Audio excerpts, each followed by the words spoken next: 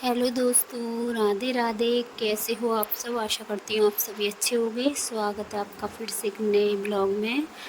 तो ब्लॉग शुरू कर दिया है सुबह के सारे काम होने के बाद। तो बस मुझे लगा कि आटा भर लेती हूँ, उसके बाद ही मैं नहा कर आऊँगी, क्योंकि आटा उड़ता भी है, थोड़ा बहुत लग ही जाता है कपड़ों में। तो नहाने से पहले इसको भी भर लेती हूँ। और कई दिन से आया रखा है, तो पहले बाल्टी खाली होने का इंतज़ार था, तो बाल्टी हो गई खाली। बाल्टी को धोकर साफ़ करके सुखाकर अब इसमें भरूँगी मैं आटा। और एक बाल्टी में तो मुश्किल ही आएगा, दूसरी बाल्टी को भी लेना पड़ेगा। और जो मेरा आटे का ड्राम था उसमें कुछ और सामान मैंने भर के रख दिया है, तो इसलिए मुझे बाल्टियों में आटा भरना पड़ा। और उसके बाद नहा धोकर अपनी पूजा पाठ करके करते खाने की तैयारी। और करेलों का नाम सुन के तो बच्चे पहले ही डर जाते, क्या बनाना है, करेले कौन खाएगा कौन खाएगा, बस ऐसे ही शुरू हो जाते। लेकिन अब ले लिए तो देखो बनाने तो पड़ेंगे।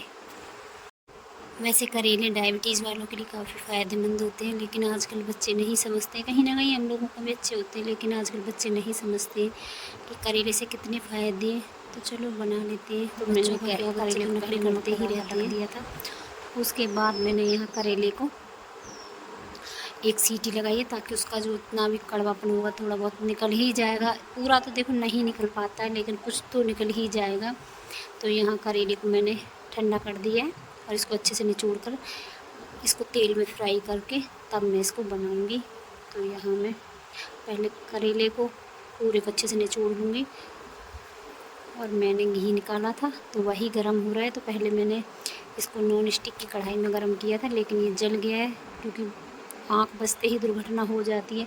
नॉन स्टिक की कढ़ाई में ही ये बड़ा डर रहता है, कोई भी चीज़ होती है जल्दी ही जल जाती है। तो मैंने हल्की हो गई है कढ़ाई, काफ़ी साल पुरानी कढ़ाई है, तो हल्की हो पड़ गई हैं। और मेरी सिल्वर की कढ़ाई आपका देख सकते हो, उसका डिज़ाइन चारों तरफ से टेढ़ी मेढ़ी हुई पड़ी है। वजह है कि मैं जब ऊपर रखती हूँ, आपको बताया था मैंने पहले भी, मैंने सारे बर्तन अपने तोड़ लिए। ऊपर से उतारते समय हाथ से छूट जाते हैं, तो जिसकी वजह से बर्तन जब ज़ोर से नीचे आकर गिरता है तो कहीं ना कहीं टेढ़ापन आ ही जाता है बर्तन में। तो जिसकी वजह से मेरी कढ़ाई भी टेढ़ी हो गई है, फ्राई दान भी टेढ़े हो गए हैं। कभी कभी मेरे हाथ से कुकर के ढक्कन ये सब चीज़ गिर जाते हैं, क्योंकि थोड़ा ऊंचे पर रखती हूँ मैं, अलमारी के सबसे ऊपर टॉप पर रखती हूँ। तो जैसे ही मैं उतारती हूँ तो हाथ से नहीं संभल पाते हैं, तो गिर जाते हैं, तो उसकी वजह से टेढ़े हो गए हैं बर्तन मेरे। तो मैंने नॉन स्टिक की कढ़ाई में गर्म होने के लिए घी रखा था, तो घी थोड़ा जल गया, तो फिर मैंने वापस से इसको सिल्वर की कढ़ाई में रखा। तो यहाँ मेरा घी गर्म हो गया, छान दिया है। और घी छानने के बाद फिर से कढ़ाई को धो दिया, साफ़ कर लिया। और अब बनाऊँगी मैं करेले। तो यहाँ मैंने 2 बड़ी बड़ी प्याज ले ली हैं, जितने मेरे करेले हैं उतने ही प्याज लिए। करेला तो बनाना शुरू कर दिया, लेकिन करेले के लिए मुझे खटाई नहीं मिली। तो देखते हैं कैसे बनाते हैं। तो मैंने सोचा, घर में मैंने आम का अचार रखा हुआ था, जो कि अभी कुछ खास गला नहीं है, उसी अचार के छोटे छोटे पीस कर लूँगी, वही मैं करेले में डाल दूँगी, छोटे छोटे बारीक पीस करके। तो मैंने कढ़ाई में तेल डाल दिया, उसमें डाल दी मैंने प्याज। तो आज मैं प्याज और करेला एक साथ ही भून कर बनाऊँगी। हल्की सी प्याज को, बहुत हल्का सा मैंने प्याज को भून लिया है। उसके बाद मैं करेले को डालूँगी। जब करेला अच्छे से भून जाएगा, उसके बाद ही मैं इसमें मसाले डालूँगी। तो फ़िलहाल तो मैं, और कभी कभी क्या होता है, हम किसी चीज़ को बनाते हैं तो किसी न किसी चीज़ को बनाते समय हमें अपनों की याद आ ही जाती है। तो आज मुझे अपनी सासू माँ की इतनी याद आ रही है करेले बनाते में, क्योंकि जब हम करेले बनाते थे तो मैंने तो बहुत ही कम करेले बनाती थी, वो ही हमेशा करेले बनाती थी, वो ही हमको देती थी। लेकिन वो प्याज के बिना भी इतने अच्छे, इतने टेस्टी करेले बनाती थी। उनके हाथ, मतलब उनके हाथ में कोई सब्ज़ी खा लेना तो वाव निकल जाए मुँह से, इतनी अच्छी सब्ज़ी बनाती थी वो। लेकिन समय है, समय के साथ आदमी समझता तो सब कुछ है, लेकिन समय निकलने के बाद समझ आता है हर कुछ। तो चलो। और एक बात और थी, अगर हमने गलती से प्याज, जैसे किसी भी चीज़ से चाकू से ही आज हमने अगर प्याज काट ली और उनके हाथ में वो चाकू दे दिया, तो उनको उल्टियाँ शुरू हो जाती थी। मतलब उनको प्याज लहसुन से इतनी नफ़रत थी कि मतलब किसी भी चीज़ में अगर प्याज लहसुन वो चम्मच पकड़ लेती थी, उनको एहसास हो जाता था कि इसमें प्याज है, या इससे प्याज काटी गई है, या इस चीज़ में प्याज है। हालांकि हम कितना भी अच्छा बना लें, लेकिन प्याज लहसुन के बिना भी वो इतनी अच्छी सब्ज़ी बनाती थी, क्या कहने थे उनकी सब्ज़ी बनाने की। तो यहाँ मेरी सब्ज़ी बन चुकी है, सब्ज़ी को खाली कर लेती हूँ। बर्तन सारे साफ़ करने के लिए रख दूँगी और कर लेती हूँ बाकी की तैयारियाँ, क्योंकि अभी काफ़ी सारे काम पड़े हुए हैं डेली ही घर में। आजकल मौसम आ चुका है, कुछ ना कुछ सूखी सब्जी के साथ हो, तो पानी वाली चीज़ में तो खीरा ही आता है। तो यहाँ 2 से 3 खीरे ले लिए, साथ में मठा भी रखा हुआ है, छाछ जिसको बोलते हैं, छाछ भी रखी हुई है, तो छाछ बना कर रख दिए। और यहाँ मैंने अपनी सब्ज़ी बना कर रख दी, आटा लगा कर रख दिया है। और अभी खाने में समय है, तो खाना बनाऊँगी कुछ देर बाद। तो कुछ देर पहले मैंने कपड़े फुला कर रख दिए थे, 10-5 मिनट के लिए मैं कपड़ों को फुला कर रख देती हूँ।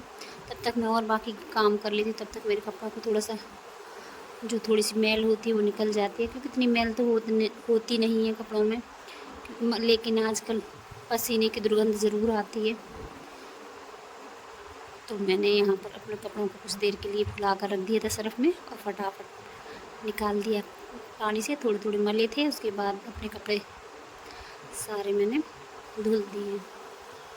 कुछ बर्तन भी पड़े हुए थे, क्योंकि घी बनाया था तो दूध के भी बर्तन थे, मठा भी बनाया था जो कि बर्तन थे, मलाई थी, घी के थे, कुछ बर्तन ऐसे भी पड़े हुए थे। तो सारे बर्तन धुल दिए, कपड़े फैला कर आ गई हूँ। तो धूप में तो कपड़े नहीं डाले जाते हैं ज़्यादा देर के लिए, क्योंकि रंग उड़ जाता है, तो छाँव में ही कपड़े फैला कर आ गई हूँ।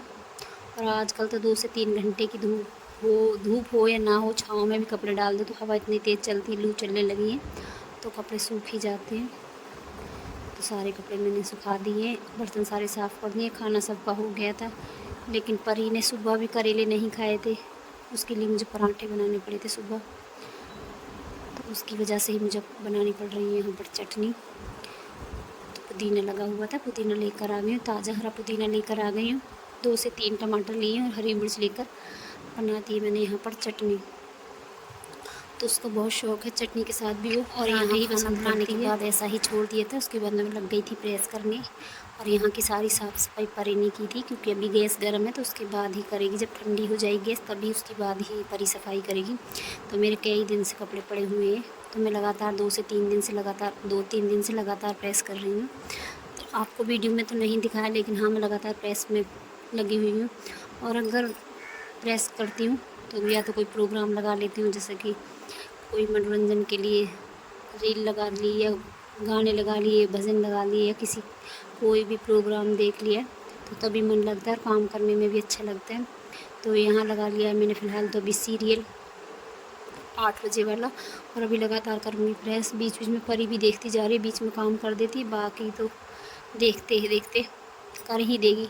और अगर हम कुछ सुनते हैं मनोरंजन के लिए, या कुछ भी हमें अच्छा लगता है, उसको चलाने के बाद अगर हम काम करते हैं तो काफ़ी अच्छा लगता है, और हमारा काम भी जल्दी जल्दी हो जाता है, और हाथ भी बहुत जल्दी चलता है। चाहे हम भजन लगा लें, गाना लगा लें, सीरियल लगा लें, या कोई भी प्रोग्राम ऐसा लगा लें जो हमें पसंद हो। तो यहाँ सीरियल चल रहा है और मन से ही जल्दी जल्दी हाथ भी चलते जा रहे हैं, ठंडी ठंडी कूलर की हवा चल रही है, तो जल्दी जल्दी काम होता जा रहा है।